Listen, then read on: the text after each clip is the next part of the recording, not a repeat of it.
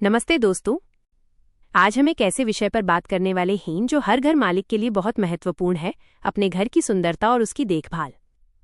जब हम एक 3 BHK फ्लैट में नया पेंट या फ्रेश पेंट करवाने का सोचते हैं तो हमारे मन में 2 बड़े सवाल होते हैं। पहला कि कितना समय लगेगा और दूसरा कि इसमें कुल कितना पैसा खर्च होगा।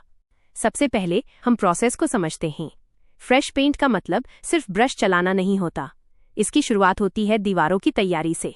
अगर आपका फ्लैट नया है या आप पुराने पेंट को हटाकर नया लुक देना चाहते हैं तो सबसे पहले दीवारों पर डू कोट पुट्टी की जाती है।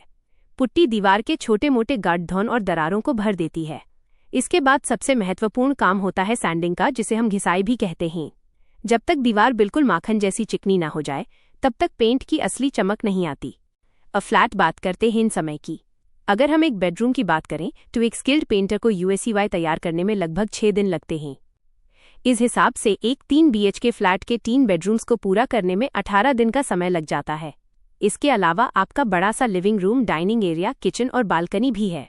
इन सब जगहों को मिलाकर लगभग 15 दिन का समय और जुड़ जाता है। तो अगर एक हाई पेंटर पूरा काम संभाल रहा है तो आपका घर पूरी तरह चमकने में लगभग 33 दिन ले लेगा। लेकिन अगर आप चाहते हैं कि काम जल्दी हो तो आप पेंटर्स की संख्या बढ़ा सकते हैं। 2 पेंटर्स मिलकर इसी काम को 16 या 17 दिन में पूरा कर सकते हैं। अब फ्लैट आते हैं सबसे जरूरी पहलू पर खर्चा। मुंबई जैसे बड़े शहरों में एशियन पेंट्स, रॉयल जैसे प्रीमियम पेंट का खर्चा मटेरियल और लेबर मिलाकर लगभग 35 से 50 रुपये प्रति स्क्वायर फुट पड़ता है। एक 3 BHK फ्लैट में अगर हम दीवारों और छत, सीलिंग का कुल एरिया जोड़ें तो वो लगभग 3500 से 4000 स्क्वायर फुट के बीच होता है। इस कैलकुलेशन के हिसाब से आपको अपना बजट लगभग 1,25,000 रुपये से लेकर 1,80,000 रुपये के बीच रखना चाहिए। इस बजट में आपकी putty, primer, premium washable paint और कारीगरों की मेहनत सब शामिल है। याद रखिए, पेंटिंग सिर्फ एक खर्चा नहीं बल्कि एक इन्वेस्टमेंट है। अगर आप सही तरीके से बिना जल्दबाजी किए काम करवाते हैं तो आपका घर अगले 5 से 7 सालों तक नया जैसा चमकता रहेगा। रॉयल पेंट की खासियत यह है कि ये वॉशेबल है, यानी अगर दीवार पर कोई निशान लग जाए तो आप उसी गीले कपड़े से साफ कर सकते हैं।